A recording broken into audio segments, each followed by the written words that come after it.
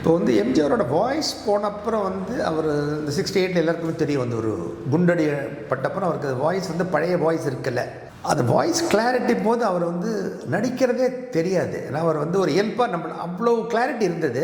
ஆனால் துரதிருஷ்டம் அந்த ஆனாலும் அதை மனம் தளராமல் ஆடியன்ஸ் வந்து அதை அக்செப்ட் பண்ணிட்டாங்க. நம்ம வாத்தியார் வந்து ஒரு வார்த்தை ஒருத்தர் சொன்னார் என்கிட்ட, வாத்தியார் வந்தாலே போகிறோமே, அவர் நடித்தா என்ன நடிக்கல என்ன சொன்னார். இதை நான் வந்து எப்போ பார்த்தேன்னா, உலகம் சுற்றும் வாலிபர் வந்து அது அப்பப்போ போடுவாங்க அவரோட நினைவு நாளில். இது வந்து பைலட் தேட்டர் இப்போ மூடிட்டாங்க. அப்போ வந்து ஒரு வாரம் கன்சிக்யூட்டிவ் ஷோ போட்டாங்க 6-6:30 மணிக்கு. நம்பவே மாட்டீங்க, அப்போ நான் பைலட் தேட்டர் பக்கத்தில் தான் வீட்டில் இருந்தேன். டெய்லி 6:30 மணிக்கு போயிடுவேன். ஒரு 200-300 பெண்கள் சின்ன பெண்கள் எல்லா டைப்ஸ் ஆஃப் விமனும் வந்து ஆரத்தி எடுத்து தான் அந்த படத்தையே ஆரம்பிச்சாங்க. இந்த ஆரத்திக்காகவே ஒரு க்ரௌடு வரும். 6:30 மணிக்கு ஆரம்பிப்பாங்க, 7:15 தான் முடியும். அந்த உலகம் சுற்றும் வாலிபன் வந்து 11 சாங்ஸ், ஒவ்வொரு சாங்கும் ஜெம்ஸ்.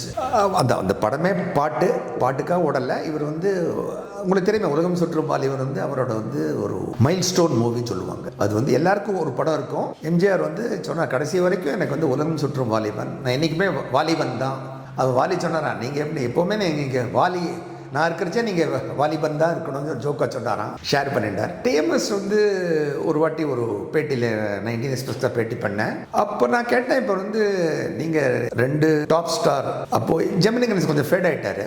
ஸோ சிவாஜியும் எம்ஜிஆரும் 2 பேரும் தான் படங்கள் தான். முதல்ல எம்ஜிஆர் தான், அப்புறம் தான் அதுக்கப்புறம் தான் எல்லாமே. 2 பேருக்குமே பாடி ஹிட்ஸ் கொடுத்துருக்கீங்க. இதில் எது உங்களுக்கு 2மே கஷ்டம்தான், ஆனால் எது ரொம்ப கஷ்டம் கேட்டேன். அவர் சொன்னார், கஷ்டம்னு நினச்சா கஷ்டம்.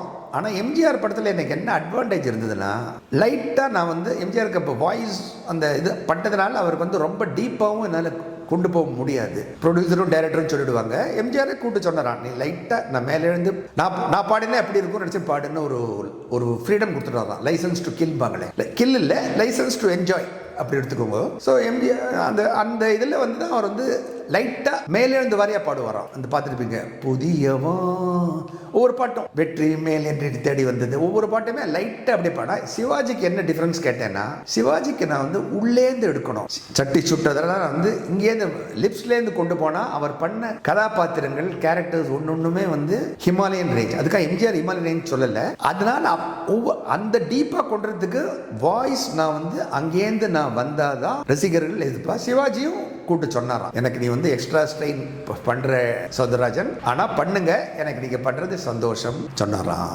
ஸோ இதே மாதிரி வந்து தாய் சொல்லை தட்டாதையில் வந்து எம்ஜிஆரோட படத்தில் தாய் நான் எல்லா படமே ஹிட்டு தான். தட்டாதையில் வந்து ஒரு இன்ட்ரெஸ்டிங்கான ஒரு சிச்சுவேஷன் நடந்தது. அப்போ கண்ணதாசனுக்கும் எம்ஜிஆருக்கும் ஒரு சின்னதாக ஒரு முன்னாடியே ஒன்று சொல்லியிருக்கேன், அதை திருப்பியும் சொல்ல விரும்பல, சின்னதாக மனஸ்தாபம் இருந்தது. ஆனால் அதே மாரி அவங்க பண்ணிட்டு தான் இருந்தாங்க.